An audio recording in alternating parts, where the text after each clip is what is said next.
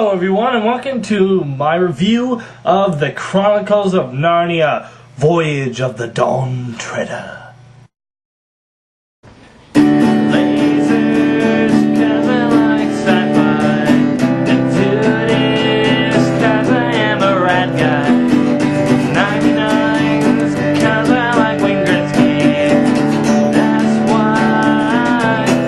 Lazy do 99. It's lazy time and we're gonna do a review. Yes, we're gonna review. Talk about movies and comics too. Let's all go watch the review. I am a Batman fan. I'm a Canadian man. I do top 10 lists, and I eat ketchup chips.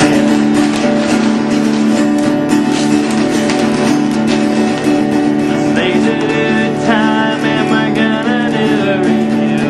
Yes, we're gonna review. Talk about movies and comics too.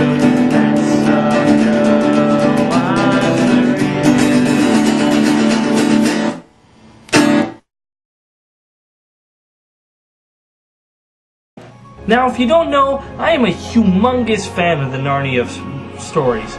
I mean, I have read most of the books. I have the entire audio CD stories collection. And of course, I have seen the movies. I have been a great fan of the movies.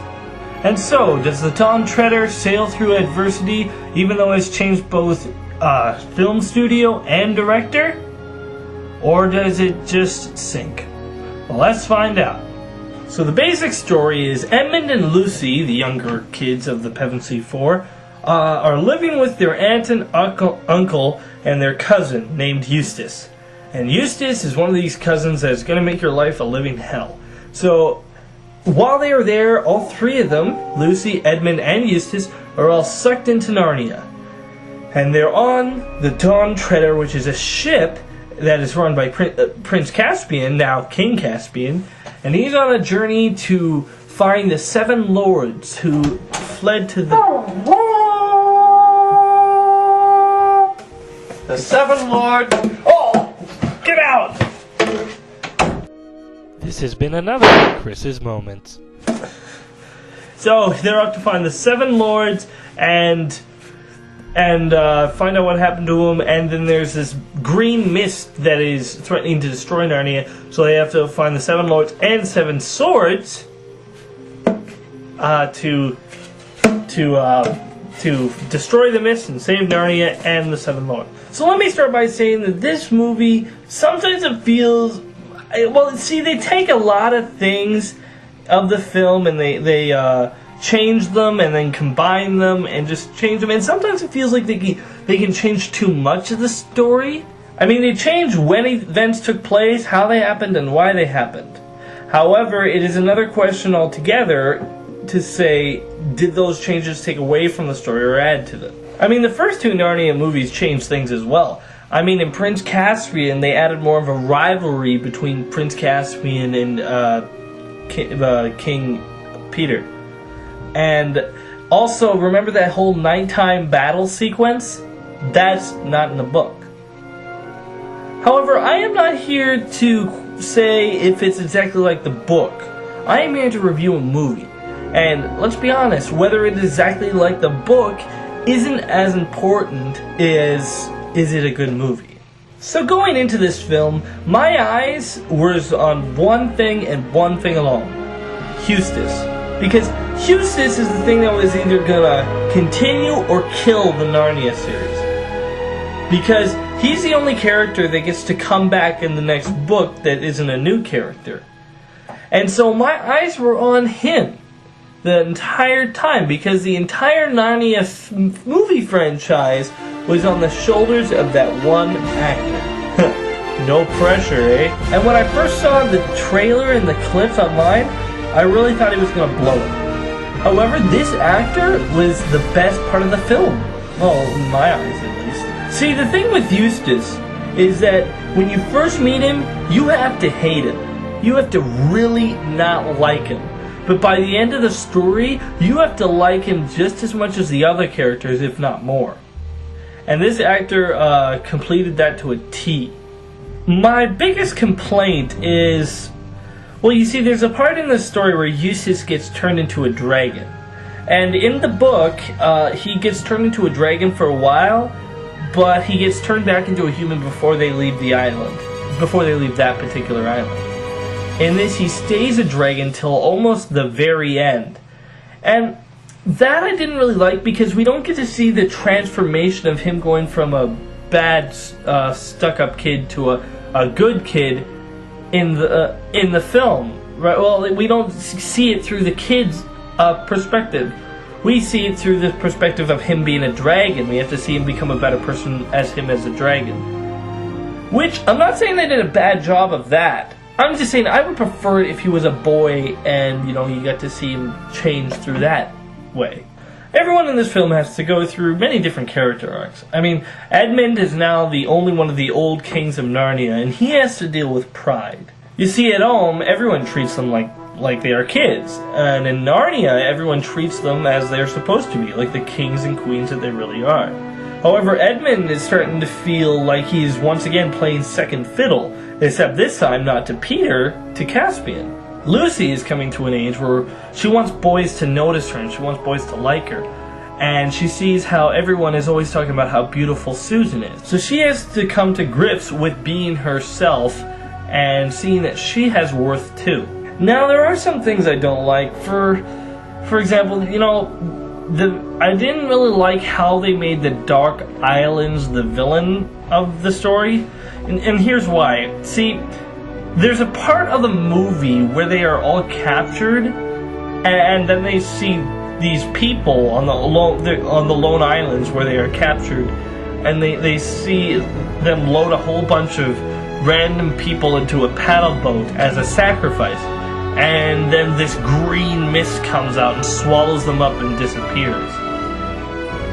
Well, then why couldn't they do the same thing to the Dawn Tredder? Why couldn't the mist come and eat him up? And why is it green mist if it's called the Dark Islands? Here's why: they didn't want it to look like Lost. Also, someone tells them that the mist can only be destroyed if 7 magic swords are placed at Aslan's table. And they keep on finding the magic swords when they find out what. Be sure to check out more of my other videos on my channel. And wait for more coming soon. If the lords were trying to destroy the mist, then why did they continue on their journey without the comrades' swords? I mean, they couldn't defeat the mist without it, so why did they continue going if they didn't have the swords of their other fellows? Also, it is mentioned once that the mist can destroy Narnia, but it's never mentioned how or why, or, not even why is it even there. Well, though, however, to be fair, in the books they never explain it either. So I think the director of this movie maybe tried a little too hard to make this a fantasy movie and not hard enough to make this a sea adventure movie. That is the main difference between the movie and the book. See, the book is more of exploring the unknown, going to untold lands that very few people have ever seen before. Where the movie is more of a stopping a great evil and saving Narnia. Now, once again, I'm not saying that makes it a bad movie, it just makes it different. Now, this movie also improved on some things that I didn't really like in some of the past films. For example, they changed the guy who did the voice of Reepicheep to Simon Pegg. The guy from Hot Fuzz and Shaun of the Dead? And I didn't even know it was him till, the credits. I'm like, dude, that's Simon Pegg! I think it was a vast improvement, even though it wasn't that much different from the other guy. I just think his voice had more genuine enthusiasm in it. Now, I must say, I am a little disappointed in this, just a tiny bit disappointed in it, mostly because I am a fan of the books, and they changed so much. However, as a critic, I have to let go of my own personal preference and ask, does this movie entertain me? Is this a good movie or not? And I must say, after watching this, I found it an overall likable and enjoyable film.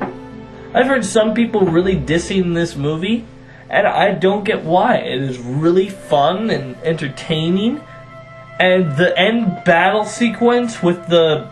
well, I won't say.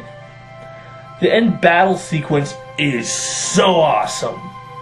It is like so tense and really, really cool. I mean, it is an overall fun film. I mean, sure, it wasn't what I was expecting.